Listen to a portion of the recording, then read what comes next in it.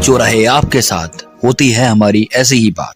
UP 100 news. National highway authority of India ने सिधौली में बड़ी काली जी मंदिर पर एक नोटिस मंदिर के खिलाफ भेजा है और कहा है कि 24 मीटर मंदिर जो है वो हटाया जाएगा। मंदिर का आगे का जो हिस्सा 24 मीटर है वो एनएचआई ने नोटिस देकर बताया है कि एनएचआई की जद में आ रहा है। एनएचआई ने इस मंदिर को अवैध कब्जा करार दिया है और इसे हटाने की बात कही है।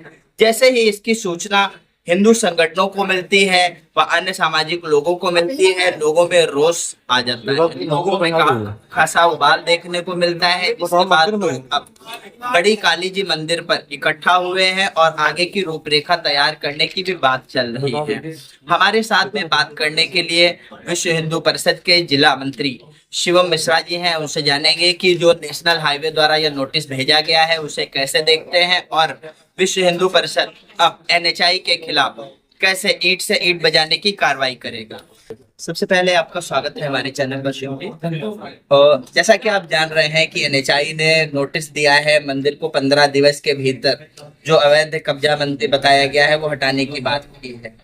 कैसे देखते हैं एनएचआई द्वारा दिए गए इस फरमान? एनएचआई का ये तुगलकी फरमान, एक तो नोटिस जो मिली है उस पर दिनांक पड़ी है 25 तारीख को, नोटिस 2-3 दिन पूर्व यहाँ पर दिया गया।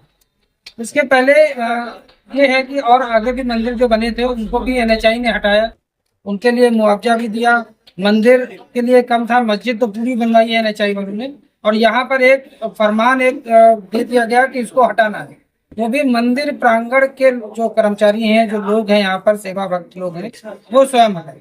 एक तो ये तुगलकी फरमान किसी भी हालत में बर्दाश्त नहीं किया जाएगा। इसके लिए हम लोगों को चाहे जिस हद तक जाना पड़े हम लोग जाने के लिए तैयार हैं और मंदिर टूटने से बचाना है, ये हम लोगों को उनका पहला प्राथमिकता है। जिस जगह को एनएचआई ने अवैध कब्जा करार दिया है उसी जगह पर बड़ी काली माता का प्राचीन मंदिर है और प्राचीन माता काली की मूर्ति भी लगी हुई है आगे के हिस्से में। उसको हटाने की बात एनएचआई द्वारा की गई है। मंदिर लगभग 100 वर्ष पुराना है। हम लोगों को जानकारी मिलती है यहाँ से अपने बुजुर्गों के द्वारा, लगभग 100 वर्ष पुराना है।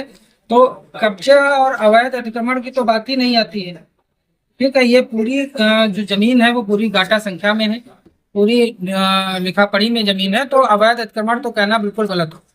ठीक है, रोड आ रही है उसका विषय है तो वो उसको बैठ करके एनएचआई को बात करनी चाहिए थी पहले।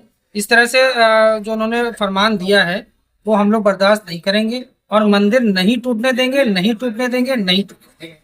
ये हम लोग का संकल्प है इसका कि मंदिर नहीं टूटने। इसी प्रकार हम देखते हैं कि सीतापुर के पास में इलेक्शन बांध के पास में एक मजार है। उस मजार को एनएचआई ने आसपास से सड़कें निकाल करके उस मजार को संरक्षित किया है और यहाँ मंदिर तोड़ने की बात हो रही है। तो एनएचआई ये दोहरा रवैया क्यों अपना रहा है? एनएचआई के जो शीर्ष में बैठे हुए अधिकारी हैं उनकी ऐसी कोई मंशा है सरकार को बदनाम करने की।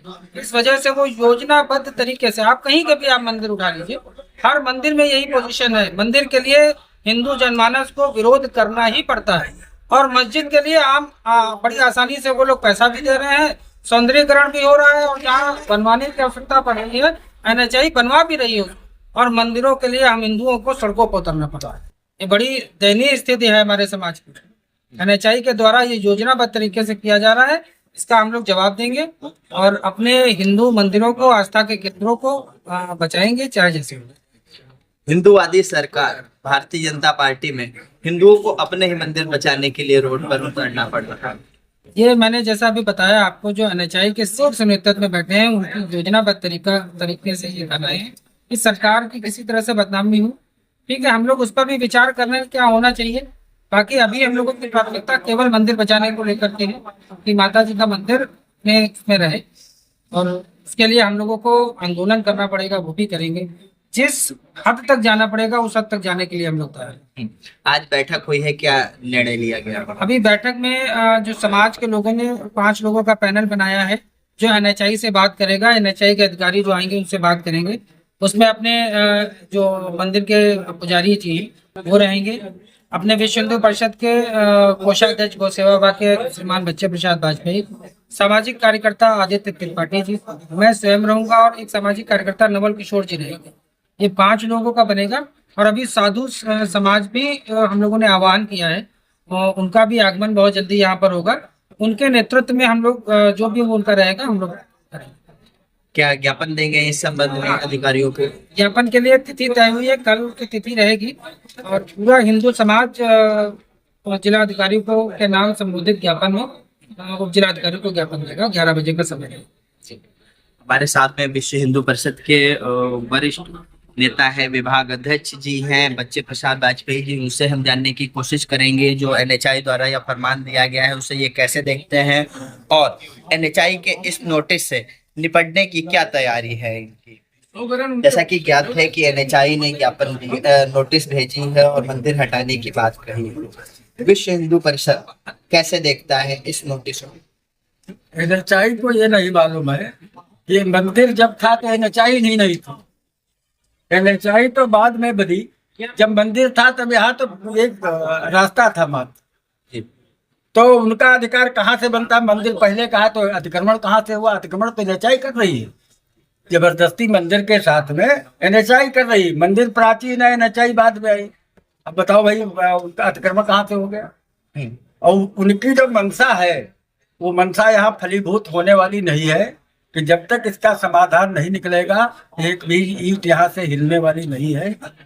उनको जो भी करना हो करेंगे। हम लोग हर स्तर पर इसका विरोध करेंगे, संवैधानिक तरीके से भी, सामाजिक तरीके से भी, जो बन पड़ेगा वो करेंगे, लेकिन मंदिर को बचाना ही है और बचाएंगे। चाचा, एनएचआई मस्जिदों को स्थापित करने के लिए लाखों का मुआवजा दे रहा है, मंदिरों को अवैध अतिक्रमण बता करके तोड़ा जा रहा है।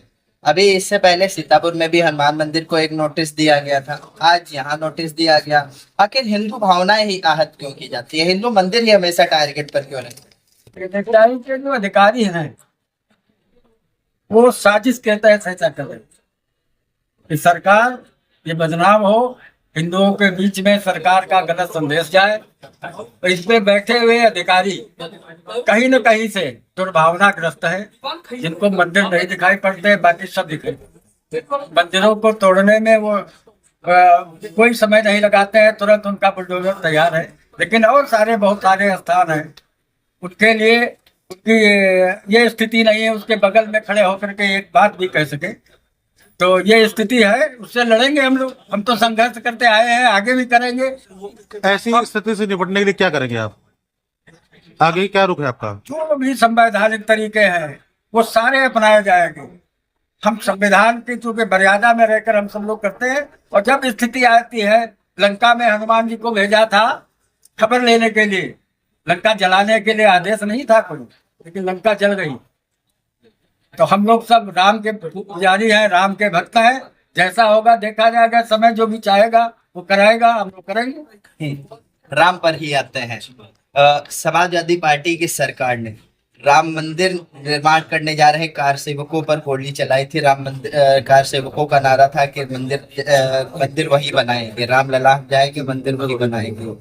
उसके बाद में उन पर गोलियां चलाएगी। आज अपने मंदिरों को बचाने के लिए आप लोग फिर से धरने प्रदर्शन की तैयारी में है, ज्ञापन देने की तैयारी में है।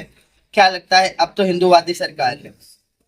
यह सौभाग्य हमको प्राप्त है, क्योंकि जब राम मंदिर का आंदोलन हुआ हम लोग जेल भी गए और जेल से लखीमपुर से लगा करके अयोध्या तक पैदल यात्रा की। और उस यात्रा में जब गोली चली थी तो हम सब लोग गए थे। तो यह सौभाग्य हमको प्राप्त है। हम लोग तो संघर्ष के लिए पैदा ही हुए हैं, संघर्ष करेंगे, जो भी आएगा बीच में उससे निपटेंगे। सरकार ये संज्ञान नहीं लेती है तो आगे की स्थिति वो समझे कि हिंदुओं पर हो रहे अत्याचार आखिर ये कब तक सहेंगे। अगर वैसे ही स्थिति बन जाती है अयोध्या की तरह तो उस स्थिति के लिए निपटने के लिए भी तैयार हैं? वैसे ही बिल्कुल तैयार है। हम तो समर्पित है, तन समर्पित, मन समर्पित और ये जीवन समर्पित, कुछ बचे नहीं है, सब समर्पित है। जो भी होगा देखा जाए। ये हमारे साथ में बच्चे प्रसाद वाजपेयी जी थे, उनसे हमने बातचीत की, उनसे हमने जाना कि किस प्रकार से एनएचआई द्वारा जो नोटिस दिया गया है उसे कैसे देखते हैं। इन्होंने साफ रूप से बताया कि एनएचआई द्वारा या जो तुगलकी फरमान दिया गया है उसे वापस लेना होगा, अन्यथा एनएचआई आकर के मंदिर के लोगों से बात करे और मंदिर के हित में निर्णय लिए जाए। यदि आवश्यकता पड़ती है तो सामाजिक व कानूनी रूप से जो भी कानूनी प्रक्रियाएं हैं वो अपनाई जाएंगी, लेकिन मंदिर वो बचाया जाएगा। मंदिर की ईंट नहीं हिलने देंगे जब तक NHI द्वारा कोई ठोस आश्वासन नहीं दिया जाता है। UP 100 न्यूज टीवी के लिए हिमांशु शुक्ला।